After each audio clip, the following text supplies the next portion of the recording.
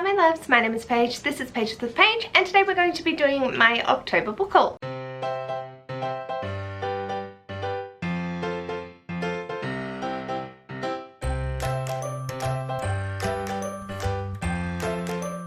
In the month of October, I bought 11 books. Technically, I bought 9 and Ash bought 2, but since I have just combined all of our TBRs together, I'm including his and just rolling with it, but because it doesn't cost me anything, it's not going towards my book budget. So that's easy done. We went down to Sydney and found a couple of things. So yeah, in total, I spent $66.88 and I have acquired through my book reading $143, which means $76.12 is going into our house fund, and I'm very happy with that. So the first two things that we got were Ash's, and the first is Before the Coffee Gets Cold, Tales from the Cafe, which is the second in the Before the Coffee Gets Cold series by Toshikazu Kawaguchi. I love the first one, and Ash's recently got the third one in at work, so when we saw this, we picked it up. And the other thing that he got was Spy X Family Volume 1. I've seen this floating around and it seems really cute, so I was more than happy for him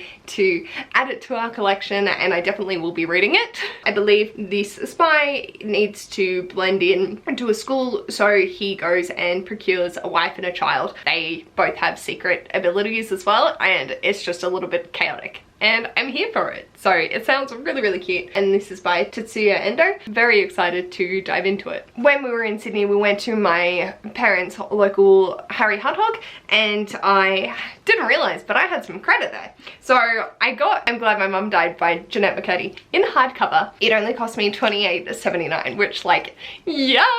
I was so excited. I read this in September and knew that I needed a physical copy for it to go onto my favorite shelves because it was so inspiring, and ended up picking this up, and I'm matchy! And very happy to have accrued it into my collection. Then while we were in the city, we went into one of my favorite sci-fi fantasy stores, which is Galaxy, and I looked at their sale desk and nearly dropped me nuggets because they had a hardcover version of the one by John Mars. I'm still not going to get rid of my paperback because it still has the sticky notes from Ash that says "You are the one for me" because he got it for me. But I saw this and I was very, very excited, so now I can lend this out to people because I definitely want people to borrow it out from my collection, and I didn't want to give them Ashes, so now I have this, and it was only $10, so absolutely winning. Loving life. It's brilliant. It flicks through multiple perspectives very quickly, so it's very engaging and keeps you on your toes as well.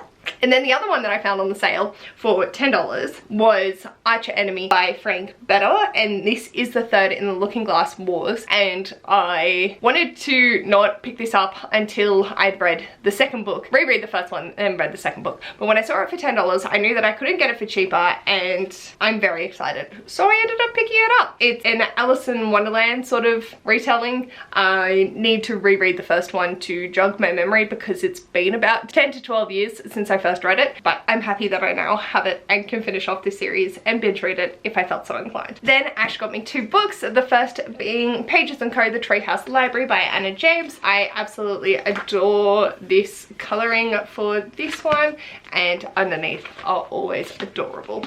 So very excited to have this. This is the 5th in the Pages & Co. series, although we have shifted to another main protagonist rather than Tilly. We're now following Milo and just the adventures that they get up to. But yes, I'm just very excited to continue on with the Pages & Co. world. And he also got me The Book Eaters by Sunyi Dean. I have seen this floating around, and I know that it is about people that their diet is stories and legends. I love this that V. Schwabs said, I devoured it. Ash just thought it was my vibes, and I'm definitely curious to see what it's all about because I feel like it gets dark and gritty, and I am very keen for that. I also love this cover. Then I saw Erin hold it, and so I went on to Amazon and bought The Demon's Bargain by Katie Robert. This is the 4th in the Deal with the Demon series, but the 2nd in the Peculiar Taste.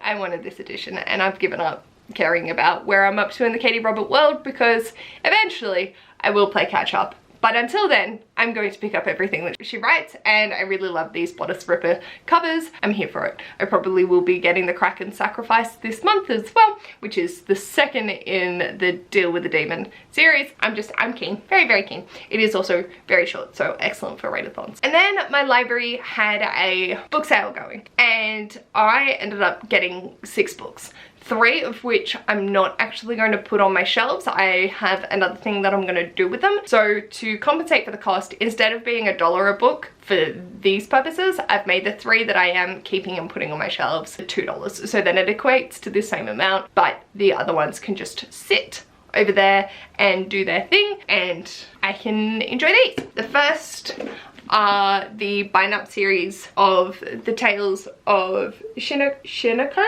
by Lee and Hearn. These are book 1 and 2, 3 and 4, all put together in a nice little edition.